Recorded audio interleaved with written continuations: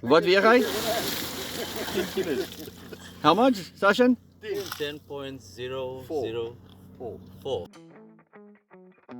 Welcome to another episode of the Original Podcast with me, your host, Sakkie van die Kerk. Okay, welcome back to another episode of the Original Podcast. We've got another popular face on tonight, a guest that's been on quite a few times and always a nice chat with him. But before we start, Dad, welcome to another episode. Thanks, Sakkie. Yeah, here we are again. Whiskey in the hand, headphones on the ears, and the mic in front, and everything ready. Ready for lekker kuier again. I think when the listeners at home, the English listeners at home, sees that it's Dwayne or Lloyd or anyone like that, they just like, yes, tonight we can actually just listen without reading subtitles or anything like that. So Dwayne, welcome back to the Original Podcast. Thanks, Sakkie. Thanks, Uncle Barry. It's always a privilege to be on this. It's really something special. We fished a elite the other day. Me and Uncle Barry happened to be at the same one, and you always start with opening with a prayer and some announcements and the house rules. And Tion Smith was the host, and did a special shout out to you and Uncle Barry, thanking you for the podcast and what it's doing for the fishing community and how accessible it is. So it's really a great thing, and it stays a privilege to be on this. Yeah, I said to my dad, that's one of the things about the podcast where I don't appreciate like the scope of the podcast because I'm sitting so far away. I don't really see the people that actually watch the podcast. So I completely miss that whole area. Like my dad will walk into a shop and people will be like, oh, yes, like we loved your podcast and stuff like that. I miss that completely. I see an email every now and then about that or comment every now and then, but I've never seen it in person. So it's hopefully one day I will come to South Africa and I'll experience the hype around it, if I can put it that way. Yeah. They'll wait for you at the airport like they waited for Rassi. Yeah. I don't think that's going to happen. But it will be nice if I can just at least see some people that actually would listen to the podcast. I mean, we do it every week now for like today's like episode 52. We spoke about it just before we started recording. I said to my dad when we started the whole podcast, one of the key targets for me was to get to 52 episodes without missing a week. So for me, it was a big thing about not missing an upload. So we got to a point where some days we had to really scuttle around, like we will say in Afrikaans. We had to really try our best just to get the podcast out on time. I was late a few times. I think I was late 2 or 3 times where instead of 12 o'clock, I uploaded it at like 2 o'clock or 3 o'clock. A lot of the times it was just because of my laptop that just completely crashed, and then I need to re-export, and that takes an hour and a half, 2 hours to do. So if something goes wrong halfway through or 45% or 75% through, then I have to restart, and then obviously I'm going to be late. But I sorted all of those things out, so we've 52 episodes without missing a week. We had one hiccup out there. One hiccup. Yeah. But we'll blame Vietnam for that. We didn't miss it, but we had like a little Dwayne with the whole Typhoon Yagi and stuff like that.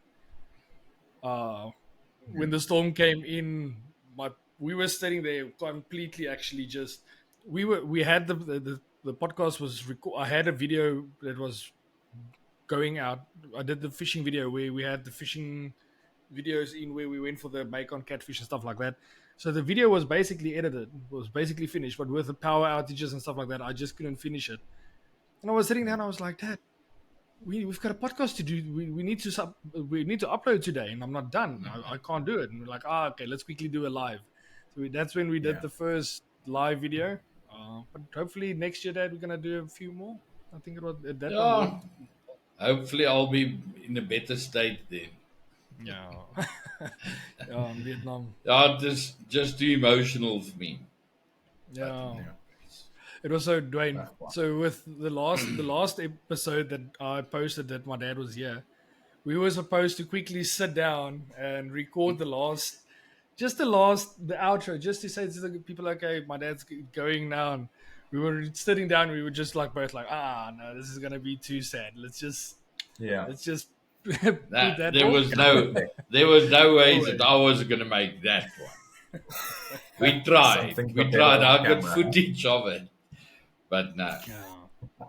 I think it's something that a lot of the people at home won't realize the emotional thing around it, because at the end of the day, I'm sitting very far away, and every week we get to do it on. I can see my dad like this, and when we are apart like this, I think it is okay. Like, you get used to it, but as soon as you get back together again, then it's the goodbye that's bad. And I said to my wife once, like, every time we say goodbye, the goodbyes just get more difficult. Every time you say goodbye, it just gets more difficult. Myself and Johan de Klerk had a quick chat last week. And he said he doesn't know what's going on, but now that he's getting older, he's not that tough anymore, and he's getting emotional quite quickly. And I said, "Yeah, serious?" He said, "Yes." Yeah. I said, "Yeah, well, join the freaking club." You just don't know how to handle it because there's a lot of things that go through a person's mind.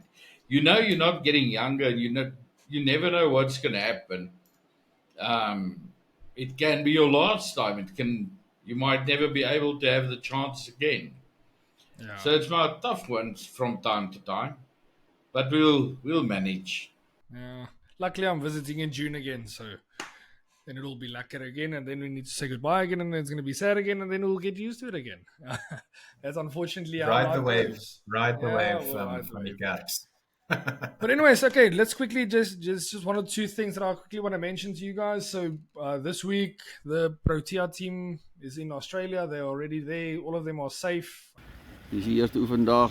Hier kom die manne ingery. Dis die stuk wat ons gaan hengel. Ek dink daar's die zones, ons gaan eens daai punt hengel. Ek gaan kyk of ek inzoom. So die kangaroos, ek kan nie mooi sien nie. So die kangaroos. Hier kom die manne in. Hier kom die Protea span van hulle. Nog en nog en nog. Wat julle manne kangaroos al gesien?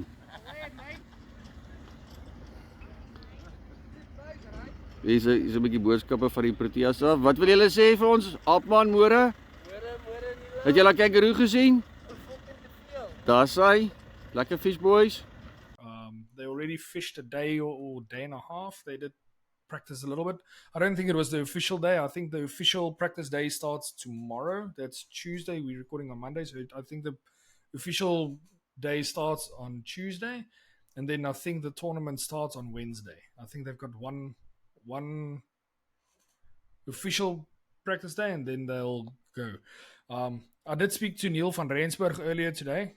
He sent me a couple of photos of the carps and stuff like that they caught there. He took a quick video for us with some of the New Zealand guys from South Africa, or South African guys that lives in New Zealand that's fishing for New Zealand. So let's quickly have a look at that. It's a quite lekker video that he made for us. Let's quickly have a look there. Ons sakkie van Barry. Is hier so saam met twee ou bekende Suid-Afrikaners in die New Zealand span. Christo, Gert, dag 1 van die oefendae. Boys, wat is julle eerste impression? Ons by die dams nog nie begin nie, maar wat is julle impression? Wat sien julle? Ja, is mooi, pragtige dam. Yes, baie opgewonde. Ons wag al maande vir die storie, so ja, ons is baie opgewonde. Ons vanoggend kom kangaroos gesien en so. So nee, dit is 'n ervaring. Dit is 'n voorreg. Hierdie is hengel wat ons sien in New Zealand heeltemal altyd nie. So hierdie is vir ons baie lekker om te wees, ja. Long awaited. Ja, ek dink soos Christus sê, ons is baie eager, ons het baie beplanning gedoen om hier te kom. Lang trip gewees, maar is worth it. Persoonlik, weet, hierdie vat my terug na die SA daartoe, weet, die eerste oefendag, almal pak uit, almal vol energie. Ek dink ons is excited om my groot karpe te vang, ons het baie gehoor van die groot visse hier, so ons sien uit daarna. En ook die camaraderie, is goed om al hierdie ou gesigte te sien, daar's Dirk, hier is Neil hier langs my, jy weet, so Apiel is hier af, is naast wie ouens weer te sien, en dit voel amper soos 'n SA's by Bloemhof in 'n manier, maar wat 'n geleentheid, soos Christus sê, die kangaroos loop hier rond, natuur skoon, jy kyk na hierdie dam, water is silwer skoon. Ja. Ons sien regtig uit na 'n great spaar daar. Nou, ek sit vandag langs julle, boys, julle moet lekker hengel. Ek vang hy dikke, ek sal 'n foto kom neem. Ja. Dankie Neil. Cheers julle. Thanks. Yeah, so that's just a lekker video key, show you a little bit of the water and how the guys are. They look really excited. I spoke to him. He said there's definitely a couple of the Protea guys that's already broke their PBs. Wat weeg hy? 10 kilos. How much, Sashan? 10.004. You see, India's got Sachin Tendulkar. South Africa's got Sachin Rupan. 100%. There you go. Well done. So I think they were all expecting those big carps, and definitely by the looks of the photos, there's definitely big carp in the dam. Dirk Kukemoer got, I don't know if he got lucky or he targeted it. We will never know, but he caught one of those muddy cods. I'll quickly put a photo up for you here. You can see the mouth on this thing. It's enormous. You should see the teeth. That I quickly want to show you guys. I don't know if you actually saw that. If you zoom in there, can you see the teeth there? Oof. This is a barber's. You can see there, but it's like on the outside of the lip and on the inside. You can see there on the inside as well. There's no way anything gets out there. Once that thing gets it, it's over. It's bye-bye. Yes, that's a monster. And you say that was over 27 kilos. Yeah, so Neil said that they had a scale there that went up to 27 kilos and they threw an error. So that means it's obviously more than 27 kilograms. So I think it was a bycatch. I don't think they targeted it. But I think it's a quite phenomenal fish to catch there. More than likely a new South African record. Yeah, well, definitely a PB for Dirk. I don't think Dirk has caught one like that before. So definitely a PB for Dirk. Yeah. Hoor Barry, Sakkie, ons is hier saam met twee van die Protea manne. It's day 2 of the practice day. It's windy, it's cold, it's different to yesterday. But these two gentlemen had a phenomenal start yesterday, I think. So Dirk, kom ons begin by jou. Iets het met jou gister gebeur, vertel gou vir ons. Ja, baie dankie Neil vir die voorreg om hier te kan wees. Ja, ons was bevoorreg om 'n muddy kop te vang. Van omtrent so 30 kilos. Die mense hier so beskryf daai vis is baie skaars en baie moeilik. Was baie lekker. Dis 'n mooi dam. Water is warm alhoewel dit koud te buitekant is. Was 'n lekker dag en die middag ook 'n paar mooi karpies gevang. Ons gaan maar sien vandag. Hulle sê elke dag soos dit aangaan, gaan die vis beter. So ons gaan hom maar vat vandag en kyk of ons nog PB's kan breek. Daar's hy. Ja. Net vir die rekord, daar's nou stories wat rondloop. Jy het gegaan en viskoppe gegooi en fillets. Dit is nie so nie, jy het hom met 'n Floaty gevang. Ja, Dis 'n ek het hom poks met- droomvis. Ek het met my favourite honeydew float gevang, dit deeg.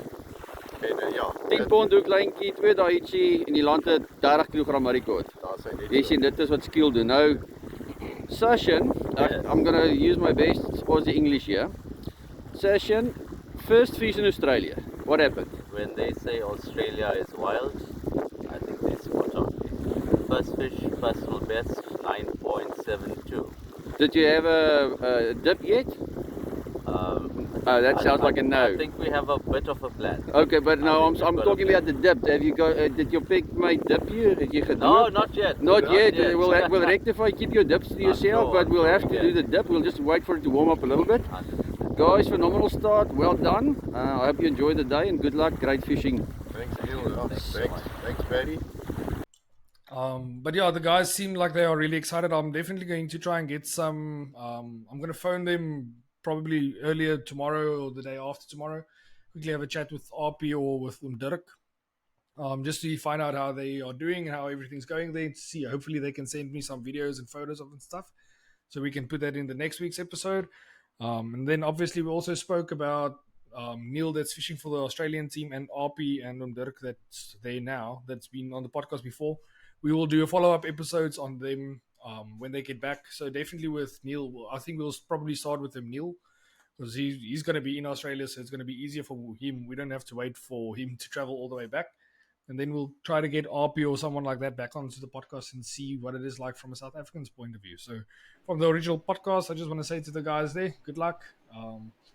I dink nie hulle weet dat ons weet nie, so let's hope for the best. May the best team win. Maar ja, alright, kom ons gaan terug 'n bietjie na die visvang toe. Dad, you guys had a little boat adventure this weekend. You guys were planning on fishing with a boat for the AHV Club Comp, but unfortunately with volume that's so low now, we're not allowed to launch at AHV anymore. But luckily, we had a little bit of a good luck fall onto our laps with meneer Jan van Driel. What happened there, Dad? Yeah, just like man. He phoned me last week. I think it was last week. We already planned that we were going to go and launch at Val Marina. And next round, Jan phoned me and he said to me, Barry, I just want to tell you that I secured a place that he will control from now on. That's just right opposite team. I think it's the old Yellowfish. And they in the middle of the piece of land that he secured, he's got a boat launch, a launching strip, a slipway that's going into the dam, and apparently from what you can find out, it goes in up till the dam is about 13%. That's how far it goes into the water, and it's obviously right to the top. Although quite a bit of it at the moment is covered by sand. You say that they checked it already. It's just the sand that's got to be cleared off the slipway, which they will do as the dam is getting higher. So he said, "Me, please let that." Yeah, he said he's there. You can see the clean part.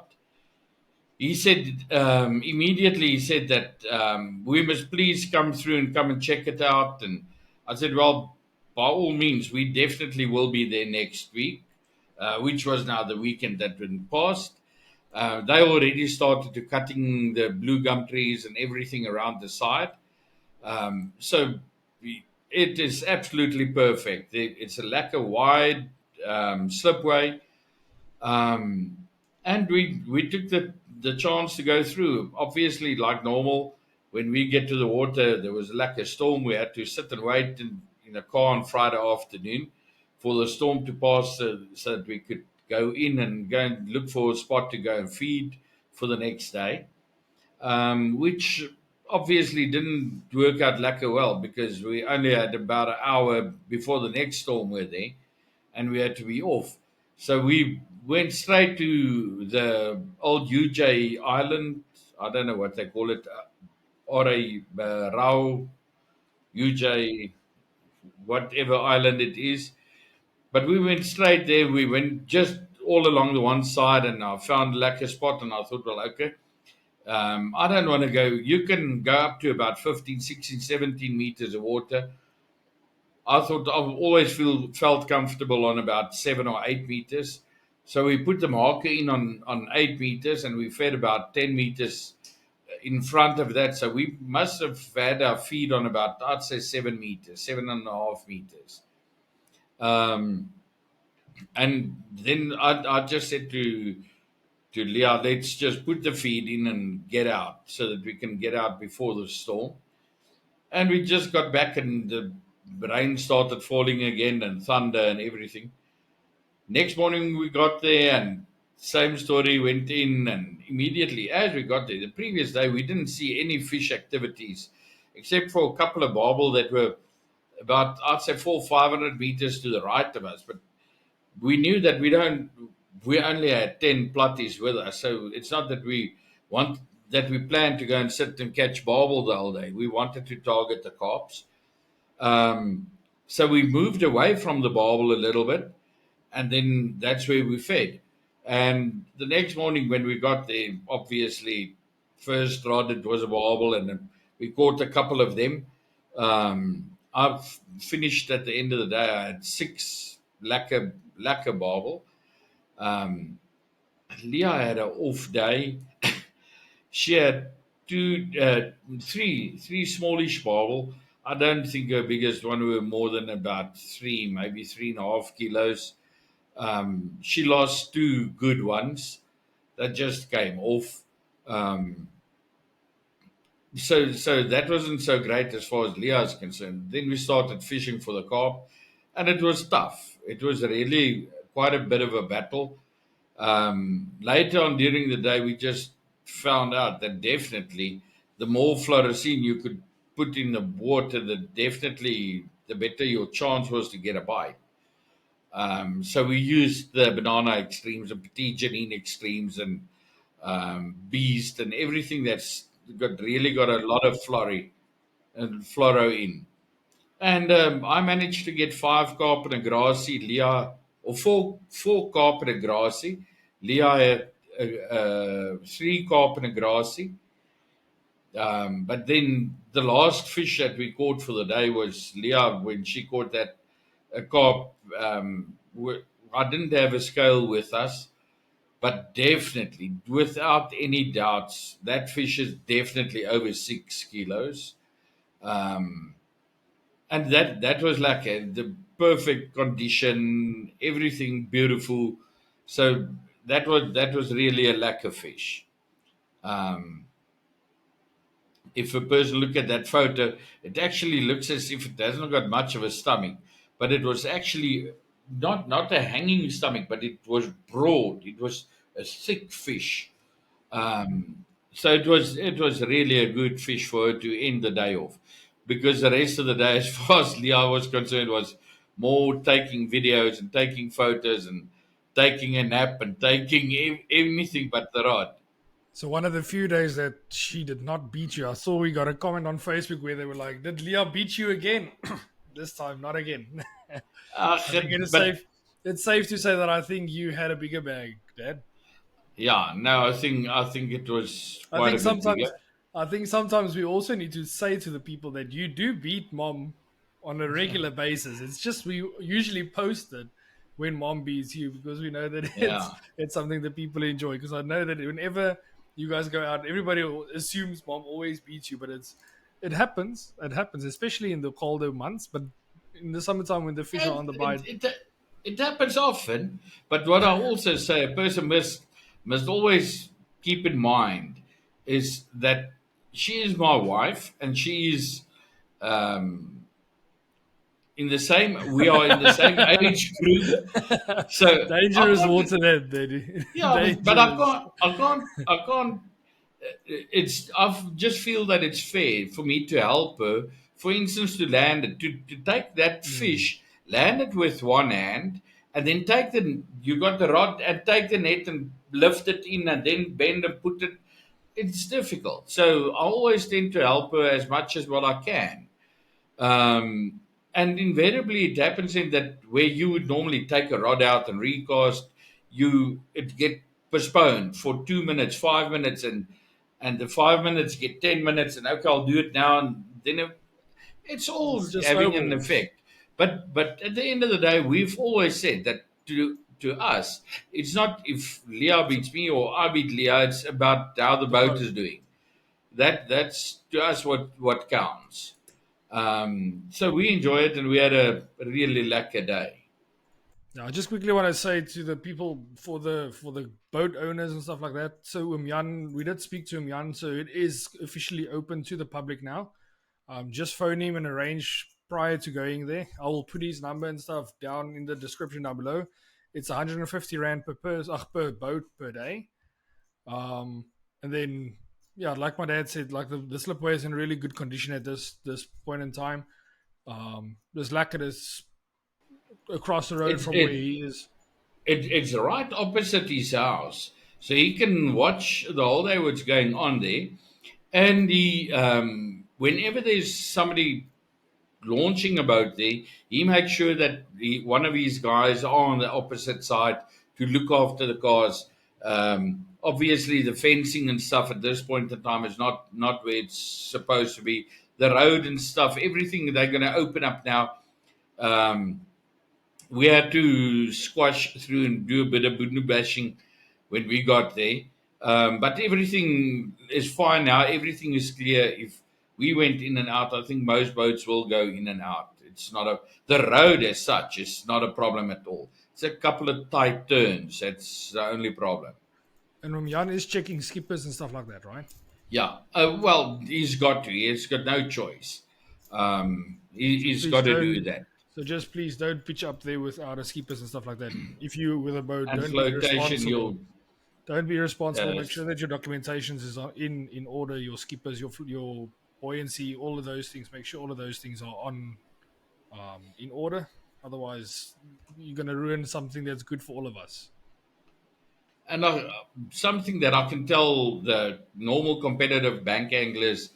I took a bit of a drive with the boat there on his normal in his normal shore where the guys are fishing elites and stuff. And I think it's at this point in time fairly, I would say, it's safe to say that plus minus every 10 meters you cast, 1 meter depth. So if you're on 80 meters, you're on about 8 meters.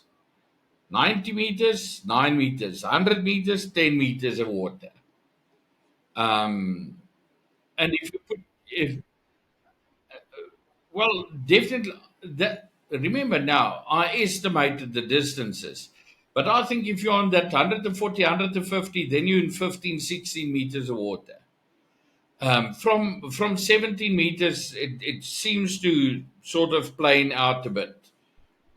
It's also because But that the dam is at 30% now. Like if you look at exactly if the dam picks up a little bit, it's definitely gonna. another 9 meters, 9 or 10 meters that it went down already. Then you can think for yourself, no, but it's super. Very, very nice. That, but the people are gonna say that we got a guest on for a reason. It's not just me and you, so we obviously need to talk to Dwayne a little bit. Dwayne, we don't want to make the people angry again and say, "Yo, we come here for the guest and then we have to wait half an hour to hear from them." I have a front row seat. No, well, we always talk. Like I said to my dad, we were talking about the boat fishing earlier today or yesterday, and I said to him, "Okay, but I don't want to know everything because I want to talk to you on the podcast about it." That was the whole point about the podcast, is where I chat with my dad about fishing a lot, and I think it's just when I talk to him before the podcast, then I know all the answers, then I know what to ask. But sometimes it's nice to just talk to him like I would talk to him on a daily basis about fishing. So that's why I didn't talk to him about the boat that much. I didn't even know how many fish he had because I wanted to keep it for the podcast. Dwayne, but one of the topics that we want to cover today is, like last week we spoke to Gideon about the race meter and targeting the barbel and stuff like that. But something that most of the anglers are struggling with now a little bit is with carp, fishing for carp. The guys are targeting muddies with quite a lot of success, if I'm not mistaken. The barbel are coming out left, right, and center. Wynand Swart, he was on the podcast a while ago. He caught a big monster, big yellow, a largemouth yellow on Saturday. That was on Saturday. Where was that? At Wilgedraai at the All Transvaal League Championships. He caught that yellow, 10.995.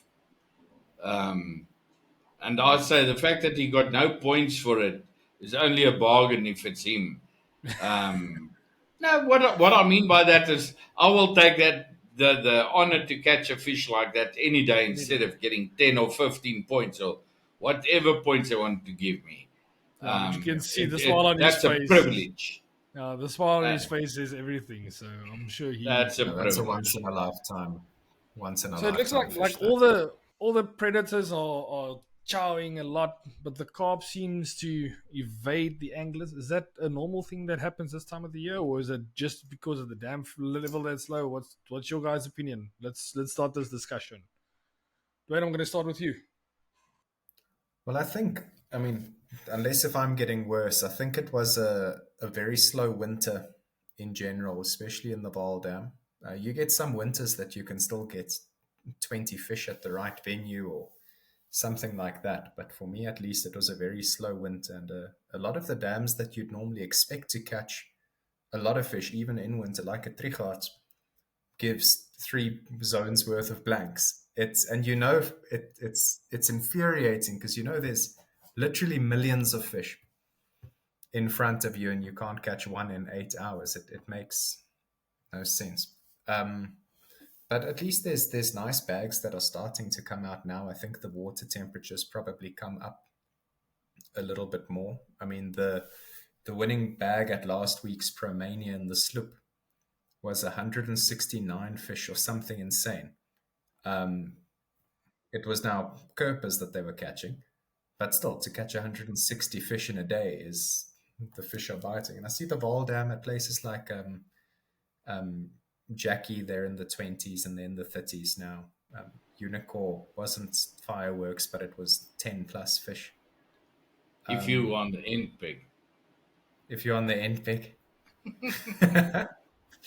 But yeah, Saki, I've been when you guys phoned me for the podcast, I thought a lot about it, and I think it's true that for some reason there seems to be a shift in the fish that are coming out.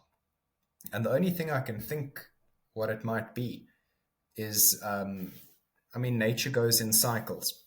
So if you think about the Kruger Park, if there's, if it's thriving, there's a lot of buck, but probably less predators. If there's a lot of predators around, there's less kind of at the bottom of the food chain. So things always go in loops and roundabouts and in cycles. And I think what's had probably a big impact on this is years ago, if you think 20 years ago, you wouldn't catch a grass carp in the Val Dam. All of a sudden, we were catching 60, 70, 80, 90 grass carp in a day, of which 3 or 4 would weigh. Remember our junior years, especially you go to a place like Tago, you'd go to Staines, you'd do all of those. You go to Staines, that was... And you're tempo fishing, but you weigh 7 fish for the day. And if you go now 15, 20 years later, we're catching a lot of muddies, we're catching a lot of barbel. These massive largemouths are coming out. But there's a dip in carp, and there's also a huge rise in the amount of those big grass carp that we're catching. Think of a place like Riviera on the Val. I fished there last year. My first 3 fish were grass carp combined. They weighed 12 kilograms. It's unheard of if you think of this 20 years ago. So I kind of researched it a bit, and what I think is happening is if you go into what a carp's diet is, a common carp versus a grass carp, they have very different diets. We think they're the same. We think a carp is a carp, but remember, it's an Asian fish. They're not native to what we do. So a common carp. We should feed them rice. Trust me, we should feed them rice. Rice Sushi. and noodles. Trust me, I live in Asia. I know how they work. I know the mentality of it. So there's my wife. I'm going to ask her what does these Asian fish eat. Yeah, you need that pop that you used for your fish cook. Yeah, so if you look at what a common carp eats and what a mirror carp eats and all of those, they eat exactly the same, and that's mainly crustaceans and invertebrates, and they're scavengers. They kick up dirt, they eat through particles. If you look online, a lot of these species guys, the guys who target the big fish in Europe, they actually record the carp underwater, and you can pick up on how a carp eats. Whereas a grass carp eats a lot of plants. 95% of a grass carp's diet is plants and algae and waterslaai. That's what their diets are. They'll still eat the worms and stuff, but it's really the lowest part of their diet. So my theory is there's a change in the ecosystem in some of these dams, that there's not as much grass as there was previously. The grass carp are eating it. And if you look at the way that carp, this chapter 2 of this, is a grass carp versus a carp spawn differently. They spawn in different areas. Their eggs have a different makeup. They've got different hatching patterns. Everything's different. And a carp's eggs, a common carp, they'll lay between 1,000 and 10,000 eggs. But the eggs that they lay are adhesive. And they're adhesive to plants. So a common carp, the males will chase the females into shallower water, 1 meter or less, mostly reeded or grass or some type of structure.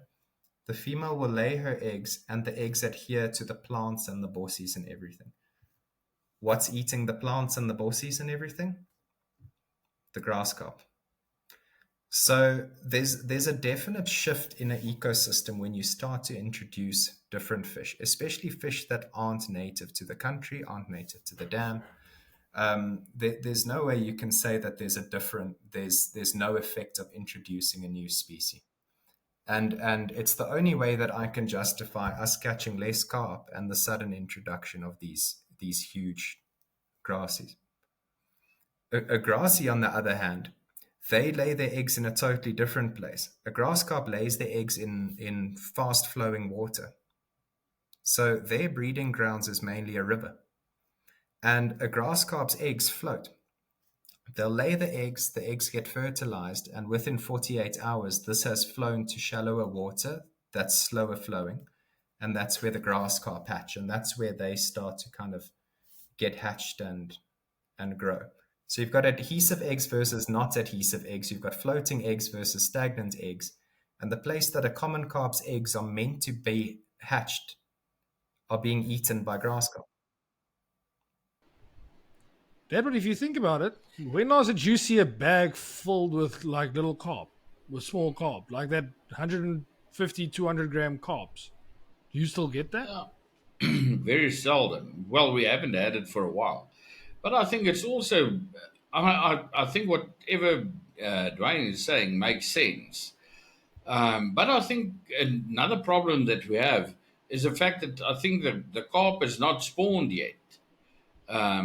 You can see at the moment, if you catch those 2-3 kilo carp, they are full and they are ready to spawn. But they haven't spawned yet because we haven't had any rain. So the carp are definitely waiting for rain. And I don't know if it's just because of that they are so slack to bite. Because even if you take it, we know how many big carp, Valdam big, 2.5, 3, 4 kilo carp. We have in Valdam. There's more than enough, but they're not biting. They're not feeding.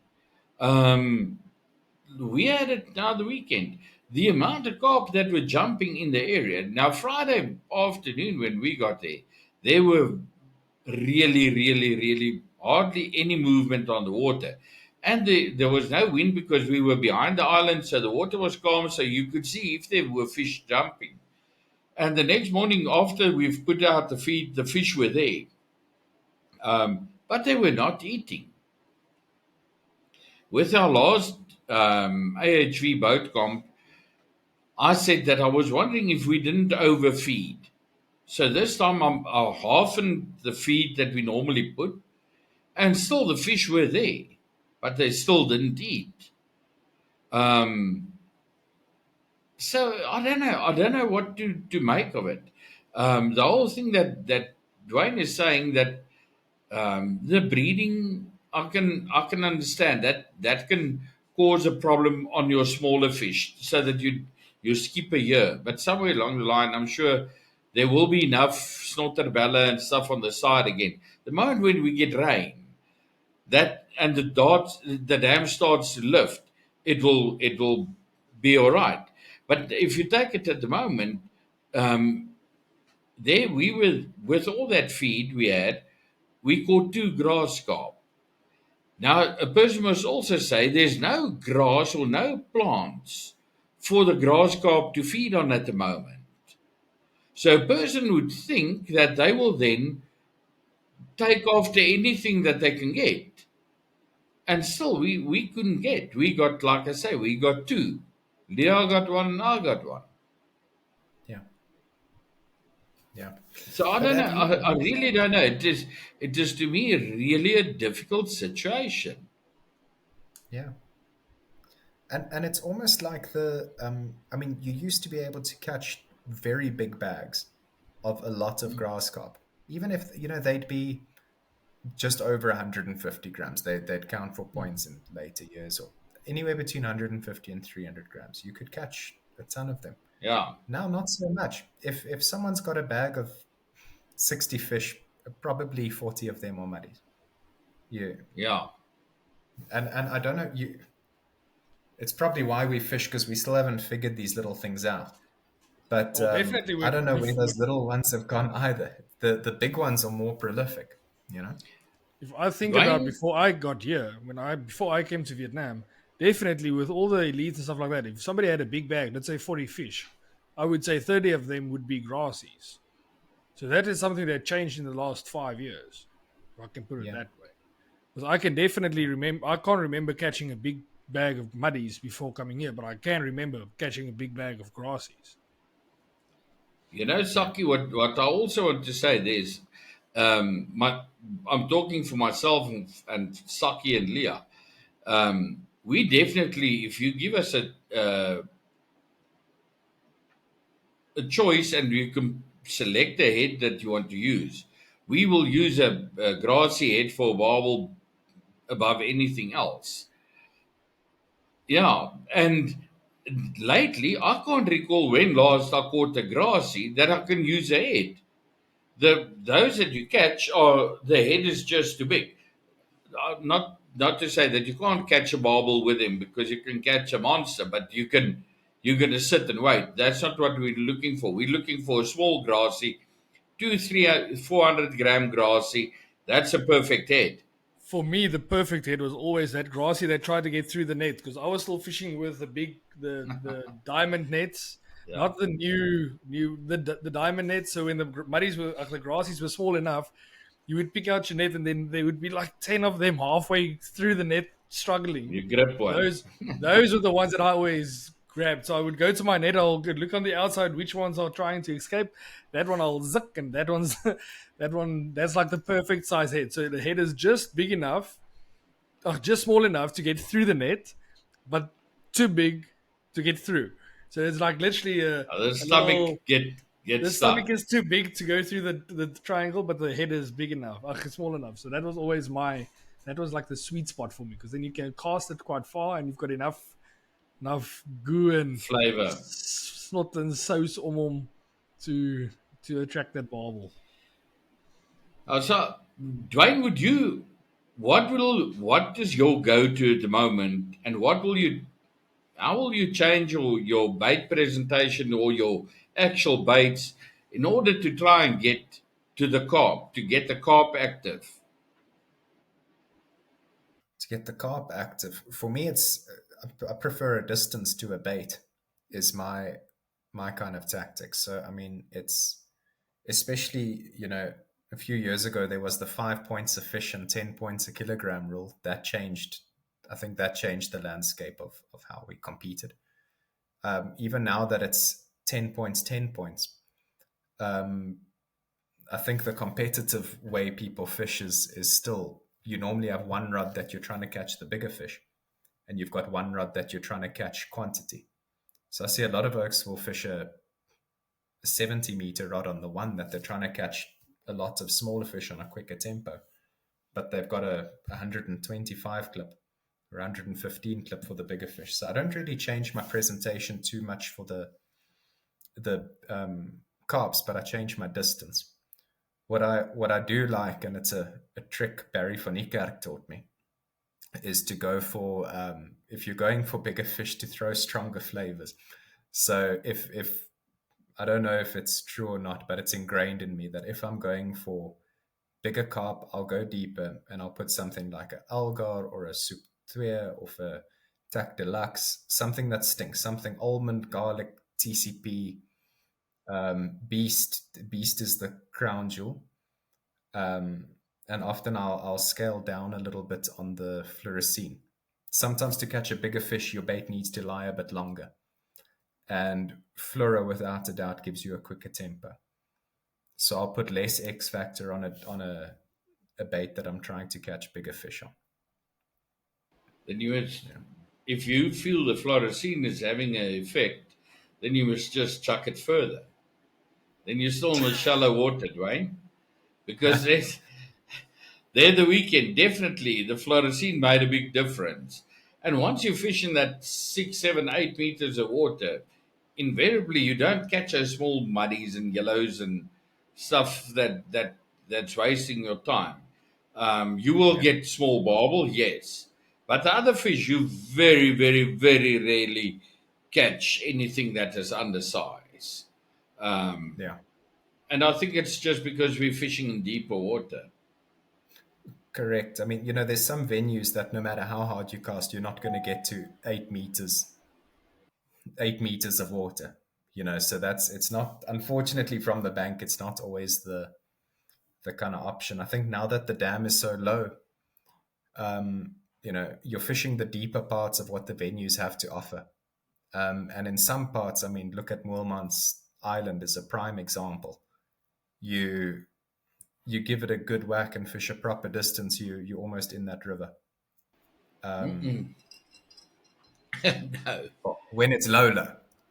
I promise you, Dwayne, we were there yesterday morning.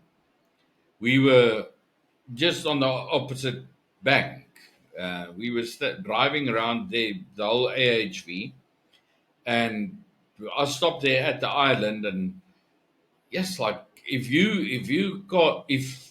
anybody casts flat out now, you definitely in shallower water than what you would be casting on 60 or 80 meters. Because you then more on the other side. You're on the AHV bank. Oh, so over the river, you're saying? Yeah, definitely. That water is so shallow, so narrow. So narrow already that you can't believe it. Jeez. I was shocked. Yesterday morning when I actually drove there and I saw the whole situation. There were no wind. To see those absolute massive schools of barbel swimming up and down and feeding, and you see all the splashes and stuff, and you can see it's plain straight they are feeding. They are eating anything that's in that water. They are eating.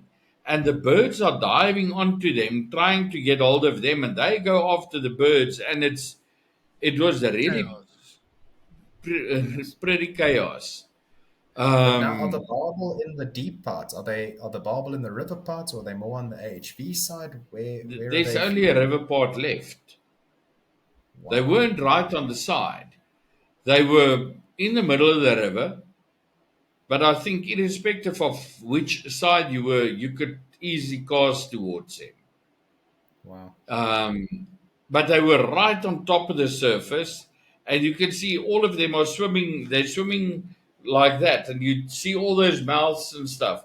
We had the same situation on Friday afternoon when we went to feed with the boat. At one specific spot, I said to Leah, I wonder what's in the water. Because there's this big black thing in the water, but it was just too far. I can't see properly. And as I went closer, you could see he dropped his tail, and all of a sudden the snorter, what's it in Engels? The whiskers came out, and you check how it sinks to the bottom. And at that point in time, we realized, look, there's one. And then there were a lot of them. But right on top of the water. This one is a Papgooi, Dad. Yeah, no, definitely. If there's no storm.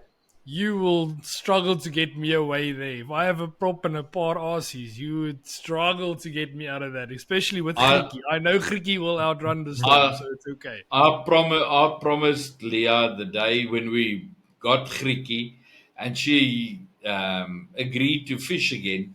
I said to her, I will never. If you're uncomfortable because of the weather, we go off. Yeah. And I will never in my life change that. And when she said to me, I said, let's go out. That's what a captain should do on a boat. They shouldn't be like selfish and say, like, I'm the captain, I know I can do it. Like, a captain needs to think about the crew as well, not just himself or herself. So I think that's a good example that you are setting there, Dad. Especially after the whole traumatic thing that you guys went through. That is to keep everybody on the boat comfortable. That is, I think, the primary objective of a captain. So well done. Then always there's another day as well. You'll have another day where you can catch him. One And of I these didn't days have. If I had 40 platties on the boat, I might have I might have considered it, but I only had 10. Dad, if you have to say from AHV to Woolman, what would be the distance now? How wide is it there now? Maybe 300? 250, 300 max. Really? Oh. Sucker, you must Not that delay when you put this podcast out. I'm fishing there weekend after next. So. Are you fishing Woolmans? Yeah. I got an invitation from Duane to come and join. Come join. Well, yeah. Well, I can give you. I can definitely give you. I can give you a tip on that. Like last week's episode with Gideon, I think that's something that you can definitely keep in mind for going. There, I actually saw a couple of guys putting on race meter up for sale now, where they've got a little plastic bag for 40 rand, 50 rand, and then there's like 25 or so in there. And they were like, I know what I got. I was actually a bit upset with Gideon and all the Free State guys when I listened to that podcast, because where I stay, we've got Christmas beetles. We don't get flying ants. You can't catch a barbel on a Christmas beetle. My last flying ants I caught was 2 years ago. They're still in the freezer, but my stocks are low, so I might have to pay Gideon a bit of brandy money for some. Dwayne, but you must remember one thing. I'm fairly sure you must have seen on the group we had the whole situation of Centurion with the cricket. Did you see it? Where? With the Proteas against India, they had to postpone the match, stop the match halfway through because there were too many flying ants in the air. They had to stop it because it was flying into their eyes and mouths and clothes and everywhere. You're going to watch something in the next essays. That's the same distance from you as what Valmarina and those places where those guys chase to go and get them is from Vereniging.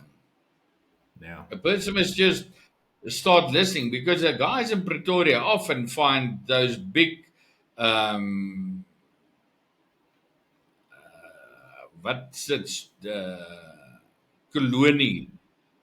It's a kolonie mure.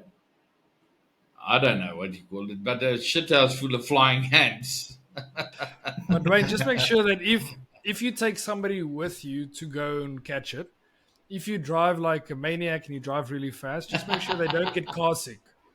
Because I heard there was a few guys that went for a race meter and got a little bit of sickness on the way there and had to stop next to the road. And that's also previous guests. Previous guests on the podcast that had to stop and call George there next to the road because a pegmate of them were driving like a maniac trying to get to other places. I can just quickly tell them that just redact the name. Gideon's wife Udette gave the guy a little tablet for upset stomach, and he took that, and 5 minutes later it was out. So I said to him, at least when you drop the tablet, that you pick it up and swallow it again. And he said he never thought of that. Oh no! Just check, was my pillikie. I'll tell you, I'm so desperate for flying ants. I might. Yeah, my brother stays in Dwayne. Pretoria, and he luckily supplies me sometimes. Yeah. Now I think we must put pressure on him and Gianna. Yeah, I think Gianna is like young and active, so I think we should get him up and working there on that side for you guys. Get enough for the No, team. but you know what they do is they keep outside lights on, like a very bright light in the garden, just Yeah. in case. Yeah. Yeah, for me, I'll try everything at this point. And I believe some of the guys filled a cooler box. That's That's a couple of grand just there. yeah. Yeah. The thing is, I don't think making the podcast and telling everybody that it's like R1 or R1.50 or R2 raise me is helping the price at all. Because now every Jan Rappens and Maat that has a few is going to be like, "Hey, I've got a little Tupperware and I get R1,000, thank you." Yeah. Doing all the marketing for those. I do think like if you go to Moorman, that is definitely something that will work. That Dwayne was talking about the grassies that's going for the grassy and goed soos dit. Why do you think Johan Beekes why do they catch those grassies on the racemeter as well? Because I know that is like one of their go-to things as well for the grassies. And why do they go for like the cakens and stuff like that for the boat guys? I mean that's I think they just taste a millisville. I don't know. I really can't tell you about the chick heads. That I can't tell you. Dwayne, you should see like with a light tackle boat for the guys that go out and go feed for the barbel and stuff like that that use the chicks and stuff like that. The amount of grassies that they catch on those things are actually quite scary. Like if you get a bag of 15 or so barbel, you will have 2 or 3 big grassies in between. Really?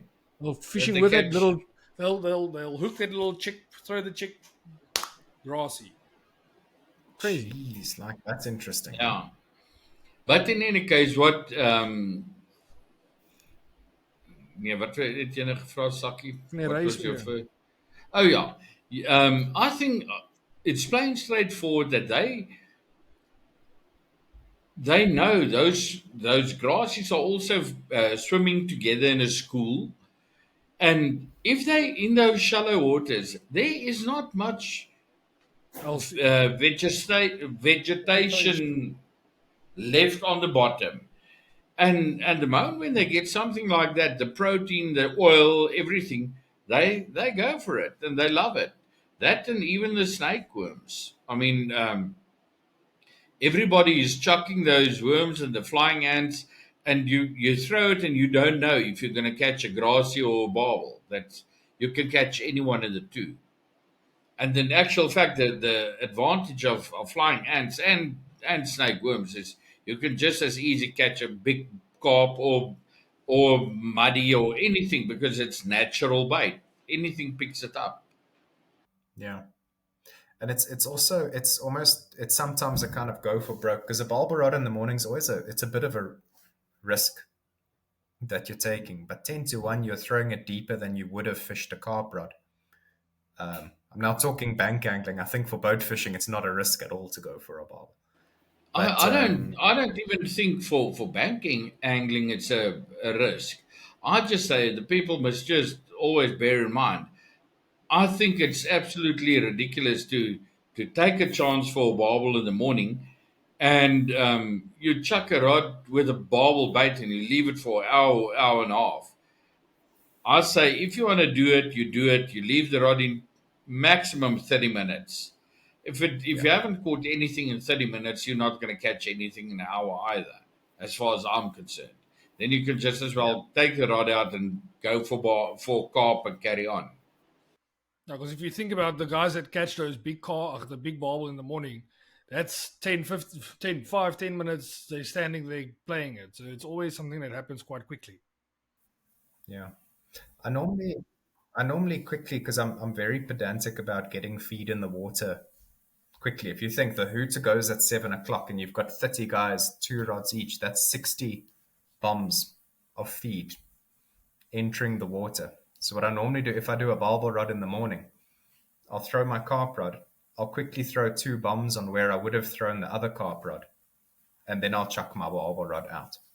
So at least if that barbel rod doesn't work in the first 30 minutes, I agree, Uncle Beryl, never leave it longer than 30 minutes. I can come back to the spot that's already got some feed on it, So at least in that 30 minutes while you're waiting, your feed's doing something, You're not starting cold. Yeah, But this time of getting year, back I think it's silly not to try. getting back to the carp situation, Dwayne. Go-to baits for you at this point in time. I'm not talking about in general. Now, where we now. You say you're going to Mulman next weekend or the weekend after that. What's going to be what do you think is your number one thing for carp? Or are you So, scared to tell me? I'm never scared to tell. Uncle Barry, I think it's true what I said earlier with a closer rod and then a deeper rod. I think at Wilmans, especially on the island, if it treats you well on a day, there's really nice carp to be caught. I mean, the island's known for that. Always, Saki, you talk about my little book that I keep notes on. So I've got a lot of notes for Wilmans over the years. Over there, I've always liked the strong bun spice type flavors. I like the fluorescene there, a pumpkin pit or I don't know what you call it, those bun spice floats that's got the tartrazine over. I enjoy those. So 10-1 on if I'm going for bigger carp, it's going to be a bun spice and an X Factor and those type of flavors. But also at Moelmans on a day, I find especially on the island, if you sit in a deeper part, here on 30, 40 meters, there's some days a lot of fish to be caught there. So I'm probably going to try both on my first cast. Very well after I've tried the barbel rod, but normally kind of within the first 30 minutes, hour of a day, what's going to win. Is few big fish going to win the competition? Is a lot of small fish going to win it? Is Gideon's bag of 90 kilograms worth of barbel going to win it? I don't know. I don't typically I don't like to phone around too much or to make my mind up before I go on a day. So we'll more see what happens. But definitely the stronger flavor profiles, I think, is what's going to do it. And I think getting a combination of big fish and quantity, that's going to be my tactic for that. And you would be on floaty or floaty and dough, or? Uncle Barry, I very rarely fish just a diegie. I like my floaties and dough. Sometimes in the morning, I like to start a Kariba worm on the top hook that I'll put back in the bowl. But most of the time, I'll put floaties on. In the morning, I like to play, me with my plain floaties of different colors. I like to play with the different colors. But I don't know, there's some magical floaties that you gave me at the last competition in my little... Yes, like they work like a fluorescent bomb on Saturday. Yes, I tell you, those things are... I only discovered the bottle fairly late. So my last 2 carp and Leah's last only 3 carp were all caught on the fluorescent bomb floaty. Yeah. So that's definitely the morning it was banana extreme floats, but in the afternoon I definitely took one of them, put a banana extreme float on the bottom hook and that fluorescent bomb float on the top hook, and the fluorescent bomb caught my last 2 and Leah's as well. Yeah. Saki, you must see these things. Even if you've just got colorless ball dips on, and you hook 2 of these floaties, when it splashes in the water, it's a green splash just from these floaties. You can see it from space. It's so green. Yeah. Yes, but they're good. And for Bloemhof, also I remember with the final last year, Yeah. those Is that where are it started? very, very special. Isn't that where it I started? think so. Dwayne? Yeah. Dwayne? Not last year. This year. April. March. April. Yeah, Was but it it was this year? last year's. This year, whatever. Yeah. Well, the final was in, what was it? End of March, beginning April? I think it was, yeah, it was April. You're right. It was this year. Yeah, it was just the other day. Just before Easter. Yeah. Feels like Yeah. longer. I remember everyone was also buying flying ants for that one. And then there were no Yeah. barbel to be caught. Yeah, but Yeah. I can promise you, I think if you go to Walmans in 2 weeks, I think if you have 5 race meat in your fridge or in your freezer, take all 5 with. Because I think it's a safe bet that you might need it. Dan, Yeah. I think it's a safe bet to know that you need to go. If you go there, take it with. Yeah, no, definitely. Tell me, Dwayne, what do you think of what's your opinion on flying ants? Will you take, if you got a choice, you got 1 packet of fresh flying ants or 5 packets of old flying ants? But you can only pick one of the two, either the old or the new. What will you take? Yeah. Uncle 1 Barry, packet fresh or 5 packets old? well, the old's been frozen, I'd imagine, no? Yeah, well, the others as well. Everything is frozen. Nobody Yeah. keeps them alive like maggots. But the one has been frozen for a year and a half, and the other one's been frozen for a month, Frozen for a week. for a week. I really don't think there's a difference. Really. I mean, I do it with my diegie. I make dough twice a year. So I fish dough that's 6 months old with full confidence and can win a competition on it. I think if a flying ant has been frozen for a while, I don't think there's any difference. There's a sweet spot with you shouldn't refreeze them, I don't think. But also they defrost quite quick, and then to hook gets a bit difficult. So what I actually do when I store my flying ants is I'll catch them all, and I'll have 20 barbel traces. And as I catch them, I make my barbel traces. So I've got traces that have been sitting in the freezer for a year. That I'll just take out of the bag. In the time that you've put it on your stand, hooked on your sinker, kind of got your rod ready, it's defrosted and you're ready to go. So I really don't think there's a difference. It's just if they defrost and they get to room temperature after they've been frozen, they get very soggy and too soft, and then you struggle to hook So them. tell me, Dwayne, if you in not this weekend, next weekend, whenever you go to Mulma now, how many of those traces you're gonna take with? I take all of them, but I've got a special cooler box that keeps them Yeah. frozen. Okay, but So- how many is that? I think I've got My dad just needs to know how many he needs to take. If you take 20, my dad takes 21. I've probably got about 12 traces. 12 traces left is my stock. Yeah. I can just imagine Sorry, that conversation. I can just imagine Sorry, I that lost you conversation. completely there. So I say I've got about 12 traces Ugh, left. no.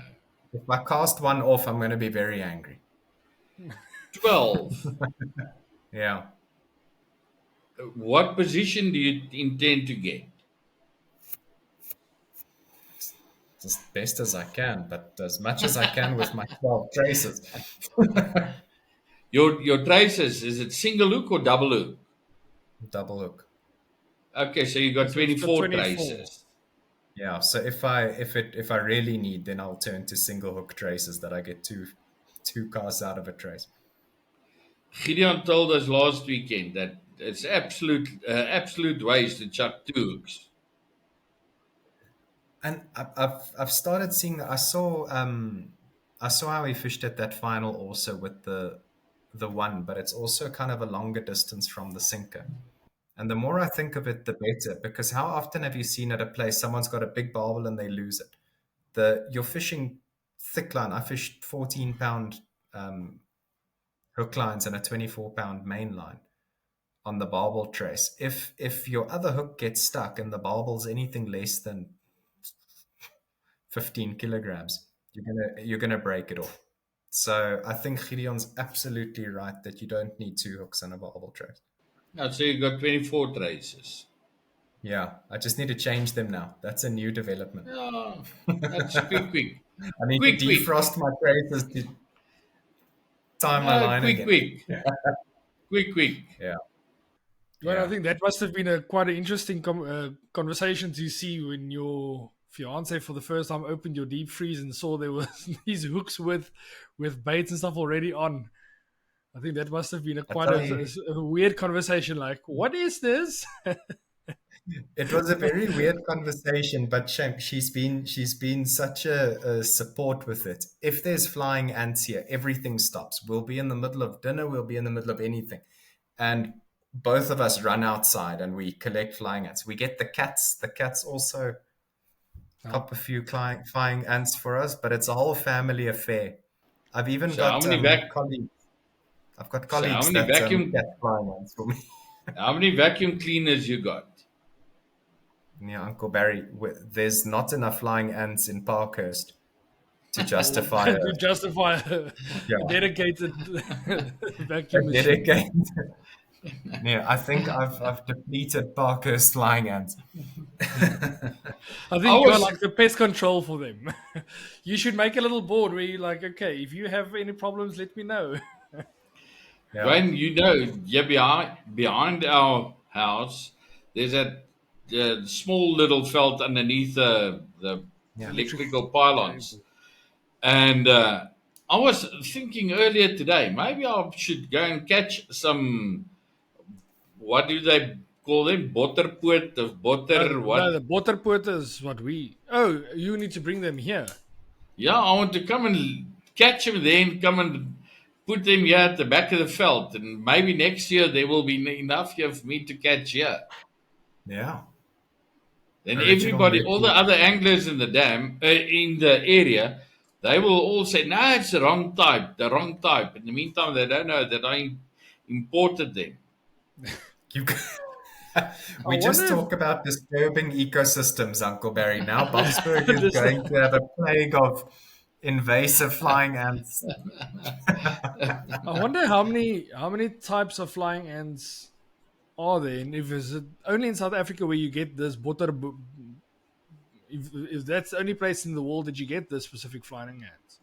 But if you can get it somewhere else, the only thing that I can say is that once I had it that they were flying up there in Ellis Ras, and I was there the next morning to do some deliveries, and I got a whole lot there, but they were double the size that we get here at Waldam and Vereniging. They were just like that stuff was huge, but I never caught fish with it. But we didn't at that stage. Nobody did. I mean, it was not a story like nowadays. Yeah. The funniest race story I've ever heard was CT Koekemoer. We were prepping for I think it was a league final, still with Kempton Park, and he stays there in Vereniging. And he says, an insane flying ant story, and stopped on the side of the highway. It was chaos, raining, nightmare, but he keeps a little handheld vacuum cleaner in the back of his Fortuna and had the lights on, and everyone thought he was pushing his car to the next garage station. Meanwhile, he had his car in neutral for the lights, and he was pushing his car backwards on the highway with his little vacuum cleaner, catching the season's race meter. So, yeah, a fisherman's a weird thing, but we get what we want. Yeah, no, that's a fact. Alright, luister, ek dink die tyd het ons nou so 'n bietjie gevang. I think that's just a general discussion. We just wanted to talk a little bit about the whole the carp thing. That's something that was quite evident in a couple of weeks that's passed now, where the big carps are not coming out like we expected to come out. Dad, is there any rain reported to be on its way for you guys, or is it? Nothing that's going to make a difference, Saki. Absolutely nothing that's on the horizon as far as I know. I really wish I can send a little bit of my rain to you guys because I'm really gutful of this rainy season. Luckily, we are at the tail end of our rainy season, so. Yeah. No, there's no. We had a bit of rain today again. But you talk of 5 and 2 and 5 and 3 and whatever millimeters. Yeah, so it's nothing to make a change in a dam. Yeah. All right. Next week we're gonna have the 1 year podcast. We had a chat with my dad. He said, okay, we're gonna do the 1 year podcast next week. With near Neville Ford. So if you guys are interested in that podcast, it's always nice to talk to him. One of the topics that I think I want to discuss is with the future in mind is like when the rain eventually starts falling and the dam level rises again, how will that affect fishing and stuff like that? How can we adapt our fishing towards the rising levels instead of the falling levels like we've been used to now for the last couple of weeks or months, if I can put it that way. But Dwayne, it's always nice to talk to you. You were on episode 2. You were actually the first official episode, if I'm not mistaken. We looked at it earlier. So the first ever episode we did for the podcast was the one with Gideon, where we did the test run. But I think the first episode that was in the format that we eventually went into was you. Right? Sure. Didn't I show you earlier? Yeah, I thought it was Gideon. Either way, on it. No, so the first episode was with Gideon, but the first episode was only 8 minutes, 8 minutes and 40 seconds, because that was we used that as a trial run to see whether or not I can edit the video and stuff like that.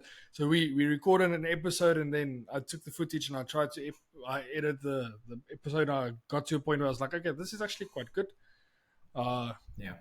Said a couple of good things and I thought, okay, we're going to do it.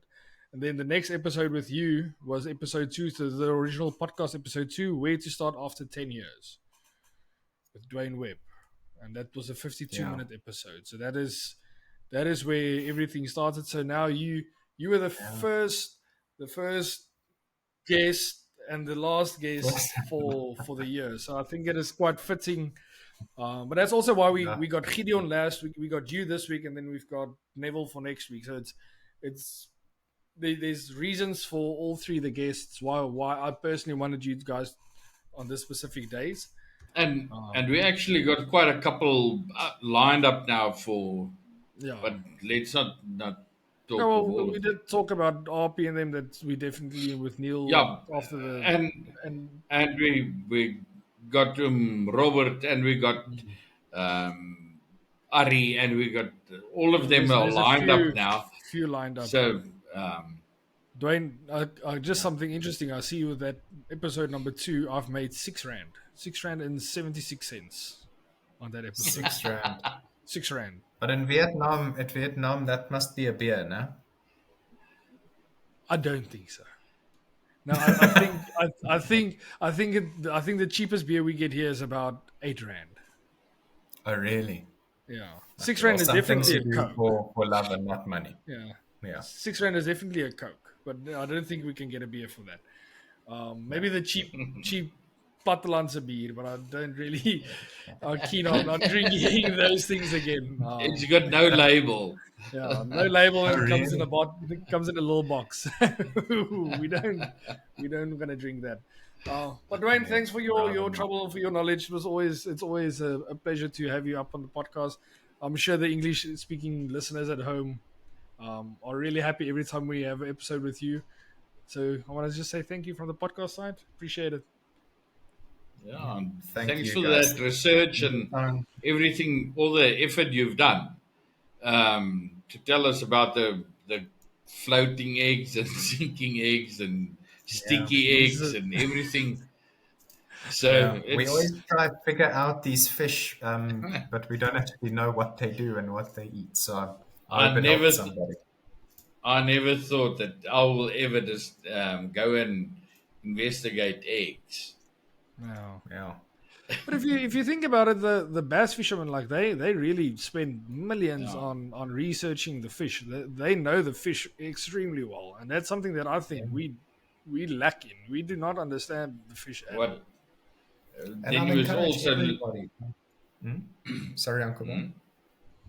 Now, so I'll encourage everybody, everything's accessible on Facebook or Instagram. You can follow some of the big carp fishing pages, especially the English pages and the European pages, where they have underwater cameras of how carp are eating, how catfish are eating.